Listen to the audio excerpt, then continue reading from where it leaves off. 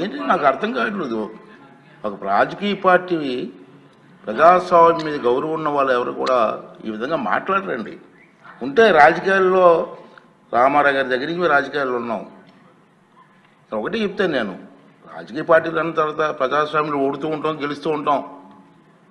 మహానుభావుడు ఎన్టీ రామారావు గారే ఒక టైంలో ఓడిపోయాం అందరు పార్టీలు. కానీ ఇప్పుడైనా మాట్లాడి ఇందిరాగాంధీ ఓడిపోలేదండి మహానాయకురాలు. అంటే ఓడిపోతే రఫరఫా ఏంటి నాకు అర్థం. ఇవన్నీ కూడా ప్రజాస్వామ్యం ప్రజలు కూడా ఖండించవలసిన అవసరం ఉందని చెప్పి ఈ వేదిక ద్వారా మనం చేయాలన్న ఉద్దేశం. మీరు చూశారు ఇవాళ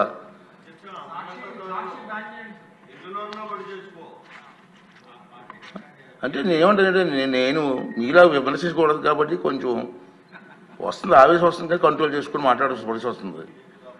ఇంకా ఏం చేస్తామంటే నేను చూశాను ప్రజాస్వామ్యంలో గెలవచ్చు, ఓడిపోవచ్చు. రాష్ట్ర అభివృద్ధిని దృష్టిలో పెట్టుకొని అందరు నాయకులు ముందుకు వెళ్ళాలి తప్పించి ఇష్టం వచ్చి మాట్లాడాలండి. సరే రాష్ట్రం గెలిచావు, ఏం చేసావు? రాష్ట్రాన్ని సర్వనాశనం చేశారు. మనం కళ్ళారు చూసాం, ప్రజలు కళ్ళారు చూశారు, అందుకే మన బుద్ధి చెప్పారు. ఇప్పుడు ఏం చేయాలి? నీ డ్యూటీ ఏంటి? అది ప్రతిపక్షంగా ప్రభుత్వం చేస్తున్న కార్యక్రమాలని మీరు అమలు చేయడం కోసం ప్రయత్నం చేయాలి. అది రాజకీయ నాయకుల లక్షణం. మీ అందరికీ తెలిసిందే కాదనలేదు, ప్రజలకు చెప్తున్నాను నేను ఈ వేదిక ద్వారా.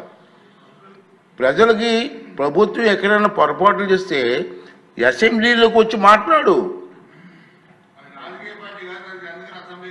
ప్రజా సమస్యలు అసెంబ్లీ చర్చించు. ప్రభుత్వం రిప్లై ఇస్తుంది. ప్రభుత్వం మీద ఒత్తిడి తీసిరా. మంత్రులు ఉంటారు ఇక్కడ సభలో, ముఖ్యమంత్రి గారు ఉంటారు, ఉప ముఖ్యమంత్రి గారు ఉంటారు, అందరూ సభ్యులు ఉంటారు. మాట్లాడి సభలో పనులు చేయించుకొని కాన్స్టిట్యున్సీకి జవాబు చెప్పు. అరే సభకు రావు, ఆ ఎమ్మెల్యేని రానివ్వు. క్వశ్చన్లు మాత్రం పంపిస్తున్నారు 2 రోజులు 2 క్వశ్చన్లు. సభకు రానిప్పుడు క్వశ్చన్లు ఎందుకే? ఇద్దరికి అవకాశం పోతుంది కదా. అంచేత నేనేమంటానంటే ఇది ప్రజాస్వామ్యం, ఇది పద్ధతి కాదు. ప్రజలందరూ దీన్ని ఖండించవలసినటువంటి అవసరం ఉందని చెప్పి నేను భావిస్తున్నాను.